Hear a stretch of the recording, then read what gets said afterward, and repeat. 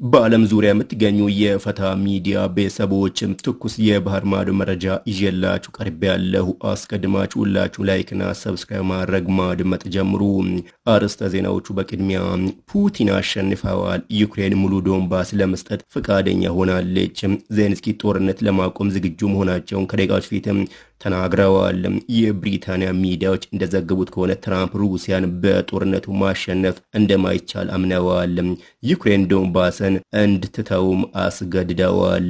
የዩክሬኑ ፕሬዝዳንት ቮሎዲሚር ዜሌንስኪ ዩክሬን ጦርነቱን ለማቆም ዲፕሎማሲያዊ መንገዶችን በተመለከተ ከአጋሮቿ ጋር አንድ ወጥ አቋም እንደያዘችና ለወሳኝ ውይይት ዝግጁ እንደሆነች ገልጸዋል።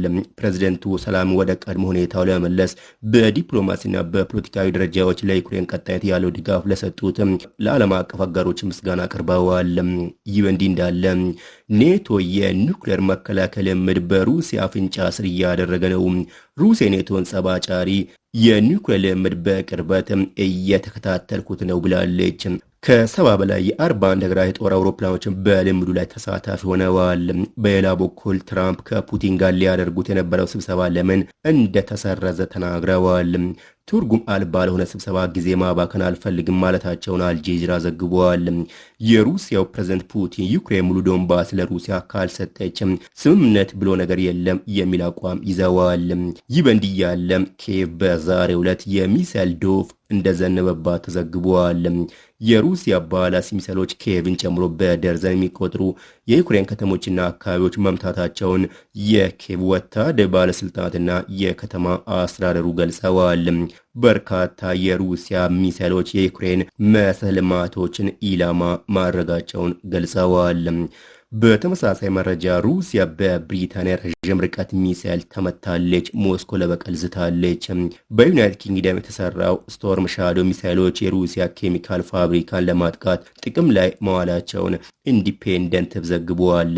ዩክሬን በብሪታንያ የተሰጣት የስቶርም ሻዶ ሚሳይሎች በመጠቀም በሩሲያ የኬሚካል ፋብሪካ ላይ ጥቃት አደርሳለች ሲልም የዩክሬን ጦር በዛሬው ዕለትም በሰጠው መግለጫ አስታውቋል።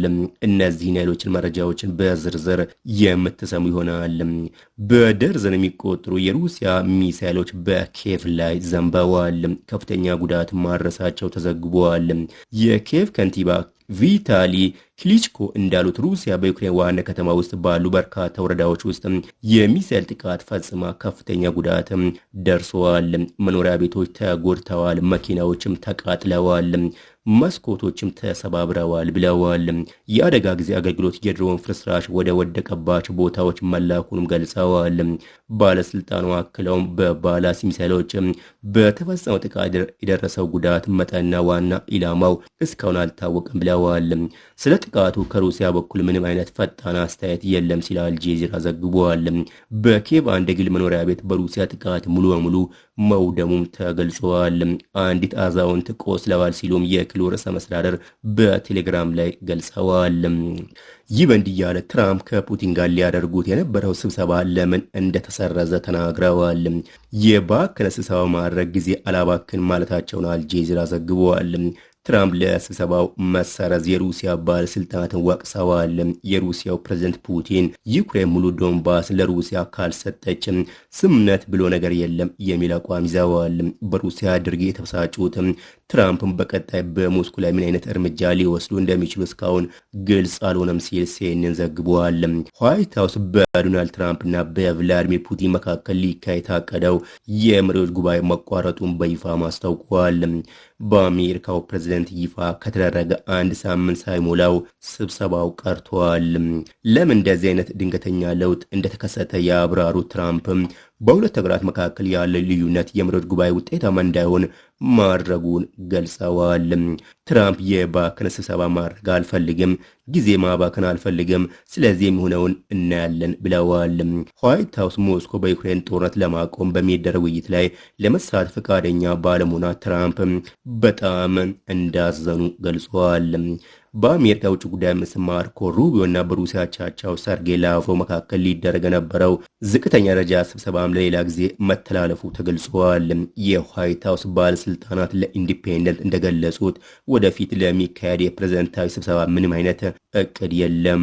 በተመሳሳይ የአውሮፓ መሪዎች በዩክሬን አፋጣኝ የተኩስ አቁም እንዲቆም ትራምፕን ጠይቀዋል ተብሏል። ነገር ግን ፑቲን ዩክሬን ሙሉውን የዶንባስ ግዛት ለሩሲያ እንድታስረክብ እንደሚፈልጉ ለአሜሪካ አቻቸው ገልጸዋል። ከዚህ ቀደም ጊዜያዊ የተኩስ አቁም ሀሳብን ፑቲን ውድቅ ማድረጋቸው ይታወቃል።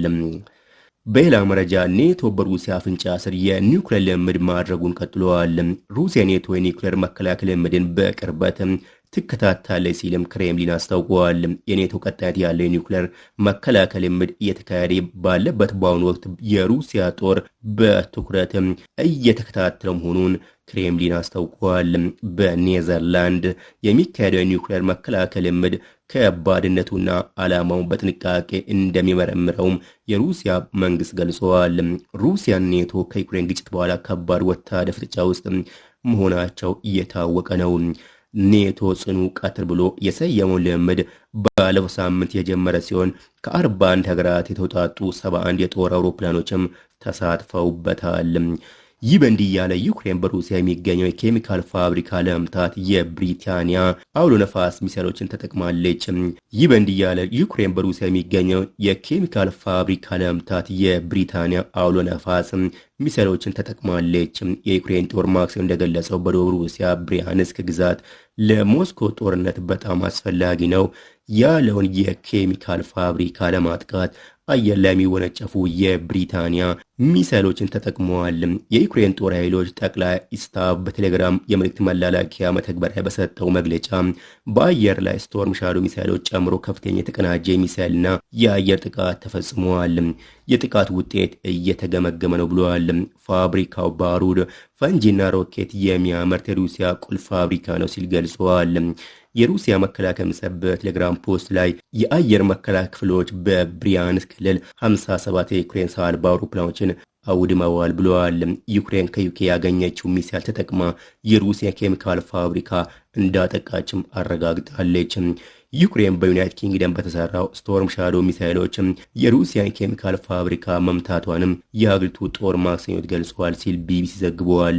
የሩሲያ የአየር መከላከያ ስርዓትን አልፎ የተፈጸመው ጥቃት ስኬታማ እርምጃ ሲሉም የገለጹ የዩክሬን ጦር ኃይሎች በአጠቃላይ ግዙፍ ሚሳይልና የአየር ድብደባ ያደረሰውን ጉዳት እየገመገሙት መሆኑን ገልጸዋል። ክሬምሊን ምዕራባውያን ለዩክሬን የረዥም ርቀት ጥቃቶችን መፈጸም የሚችሉ የጦር መሳሪያዎችን እንዳይሰጡ ሲያስጠነቅቅ ቆይተዋል። ኪየቭ ግን ሞስኮ በዩክሬን ላይ በከፈተችው ጦርነት ውስጥ ቁልፍ ሚና ያላቸው የሩሲያ ተቋማት ኢላማ ለማድረግ የምዕራባውያን መሳሪያዎች መጠቀም አስፈላጊ ነው ብላለች። የዩክሬን ጦር ማክሰኞ ዕለት በኤክስ ገጹ ላይ ባሰፈረው ልጥፍ ላይ የብሪያንስክ ኬሚካል ፋብሪካ የወራሪው ግዛት ወታደራዊ ኢንዱስትሪ ኮምፕሌክስ ቁልፍ ተቋም ነው ብለዋል። አክሎም ፋብሪካው የዩክሬን ግዛት ለመምታት ባሩድ፣ ፈንጂና የሮኬት ነዳጅ አካላትና ሚሳይሎችን ያመርታል ብለዋል። የሩሲያ ባለስልጣን ስለ ጥቃቱ እስካሁን ያሉት ነገር የለም ተብሏል። አድማጭ ተመልካቾች የዕለቱ መሰማት የነበረባቸው የባህር ማዶ ትኩስ መረጃዎች እነዚሁ ነበሩ። ለተጨማሪ መረጃ ላይክ እና ሰብስክራይብ እንዳይረሳ።